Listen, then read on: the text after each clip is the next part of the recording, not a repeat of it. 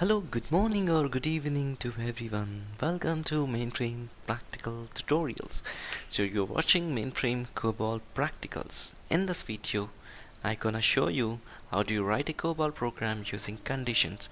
This condition is very important when you write a COBOL program either personally or in a real time.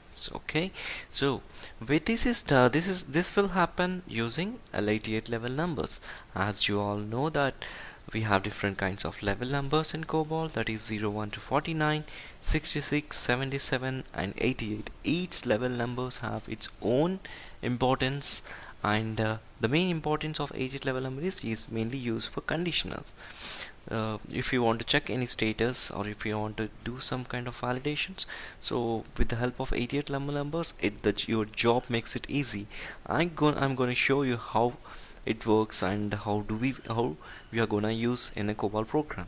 Okay, and the one more thing is, you know that ideal level number will not have a picture class, right? Okay, and now I'll try to connect to a mainframe terminal. Okay, I'm now connected to the mainframe terminal. So this is your COBOL program, and this you can see a COBOL comment section and followed by the identification division, program ID, data division, working storage section. Okay, so now I'm trying to declare a variable name called marital status, where I want to check it whether you are a married, a single, or it's a divorced. Okay, so if it is married, I'm setting a value to 1. If it is a single, it is 2, and if it is divorced, it is 3. So based on this, since you can see you are expected to receive a multiple values to these declared variables, that is either you can expect 1, expect 2, or expect 3, right? So with this I can here in this situation I can declare this 88 level numbers, right? Okay, so here in procedure division in main para, what I'm trying to do is I'm trying to set it. Actually, what happens in real time is so you'll be writing your COBOL program, and you'll be receiving one file, and from that file you'll be reading some data, and you have to check some conditions and everything, and based on the data read, you have to set the values and you have to do some business logic.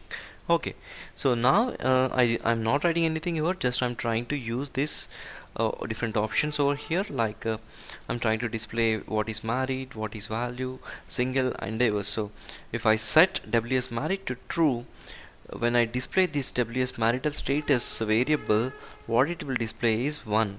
When I set ws single to true, then it will display a 2.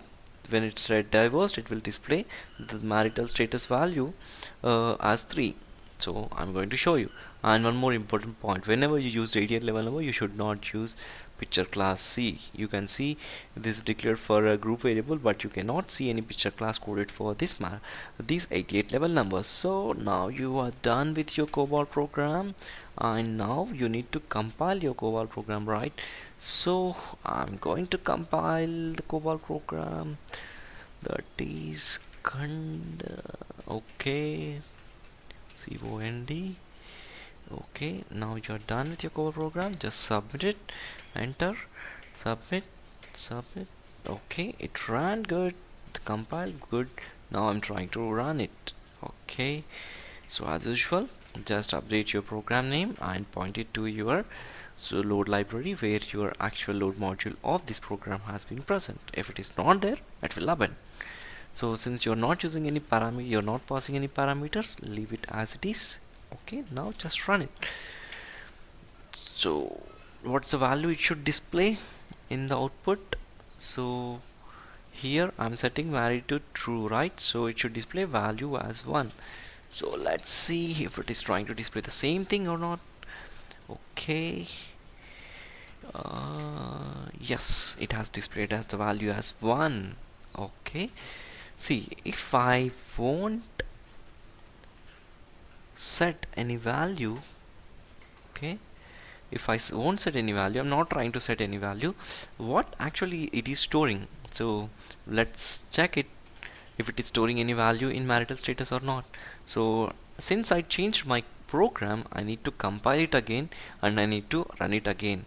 And when I compile it, this load module gets updated, it gets replaced with the new load module. Okay, just submit it, enter. Okay, enter. Yes, it ended with max is 0. Now you need to run it. Just run it. Okay, it ran good. That's good. And go to spool.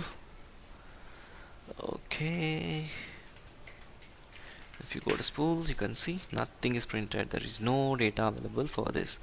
So you can understand how important it will play.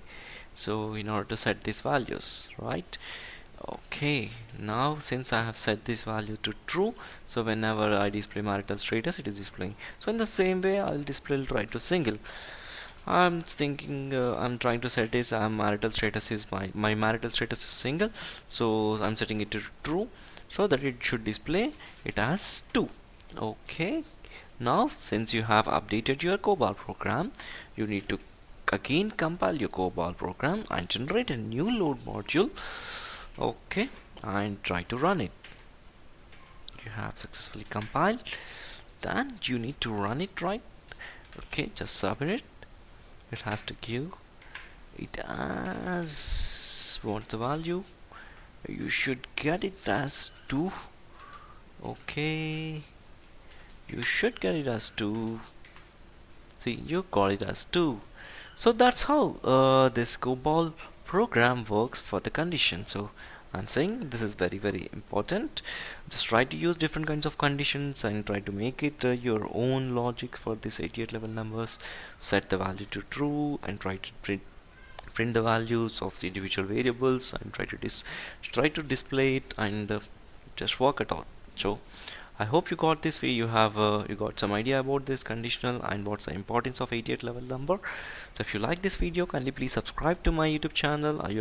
I'll be posting more and more videos on different modules like JCL, VSAM, DB2 and CSCS, practical tutorials and also theoretical. So to click on subscribe button to get on day-to-day alerts.